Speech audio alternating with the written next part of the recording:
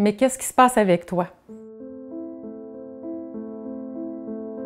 Je ne sais pas pour vous, mais je sais que pour moi, c'est déjà arrivé que je regarde mon jeune en me disant « Mais qu'est-ce qui se passe avec toi? » L'adolescence, c'est une période qui est vraiment déroutante par moments, même pour les intervenants. Alors, c'est ce qu'on va essayer de voir ensemble dans les capsules qui vont venir. Qu'est-ce qui est une adolescence normale, même si ça a l'air particulier parfois?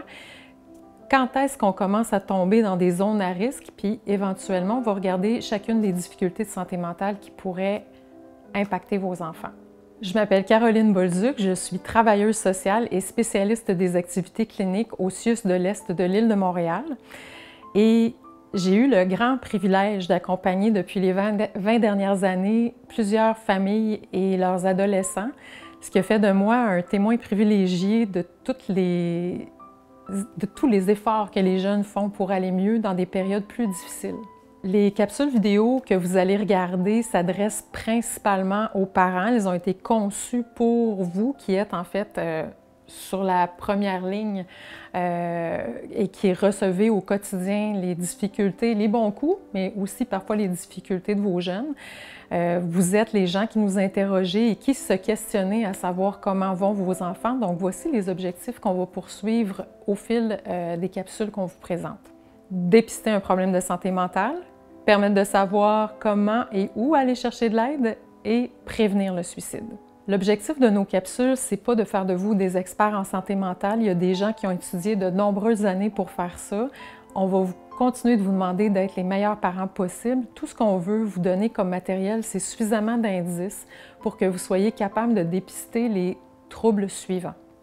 Les troubles anxieux, la dépression, les troubles psychotiques, les troubles alimentaires et éventuellement, on va regarder aussi les troubles d'abus de substances et la cyberdépendance, l'automutilation, pour terminer par la prévention du suicide. Quand on est intervenant, une des questions qu'on se fait souvent poser, c'est « Qu'est-ce que je peux faire pour aider mon enfant? » La chose à savoir, c'est que les intervenants vont passer dans la vie de vos enfants, les professeurs, les entraîneurs vont passer dans la vie de vos enfants, mais ce qui va rester, c'est leurs parents. Vous êtes les deux seuls parents qu'ils n'auront jamais.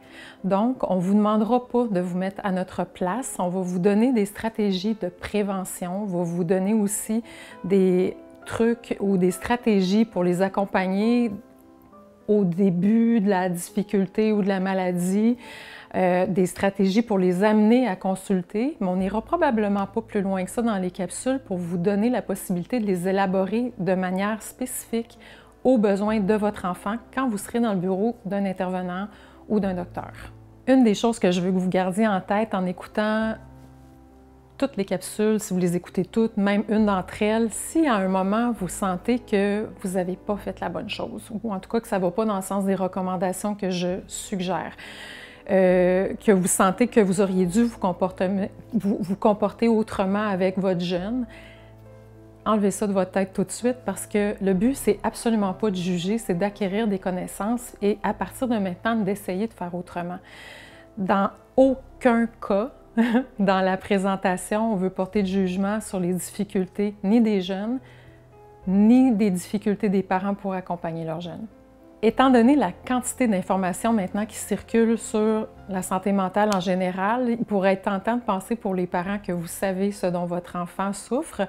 Je vous inviterais à vous retenir un petit peu avant d'aller cliquer tout de suite sur le trouble que vous pensez que votre enfant pourrait avoir pour vraiment prendre le temps d'écouter la capsule sur l'adolescence normale d'un jeune, donc qui s'appelle « C'est normal ou pas », parce que vous pourriez être très surpris de voir que ce qui vous turlupine un peu par rapport au développement de votre enfant est très normal. Et après cette capsule-là, je vous propose une autre capsule qui s'appelle « Zone à risque » où on va voir en fait, peu importe que vous sachiez ou pas, ou que vous ayez des pistes sur le probable trouble de santé mentale de votre enfant, cette capsule-là va vous en donner suffisamment pour dire « je pense qu'il faudrait que j'aille consulter, même si je ne sais pas exactement ce qu'a mon enfant ». Ce n'est pas votre travail de toute façon de faire ce diagnostic-là. Il y a des gens qui vont vous accompagner, mais cette capsule-là va vous donner suffisamment d'informations pour que vous ayez le déclic dont vous avez besoin pour aller consulter avec votre enfant. Donc, si vous m'avez bien suivi, on se retrouve dès maintenant dans la capsule « C'est normal ou pas? »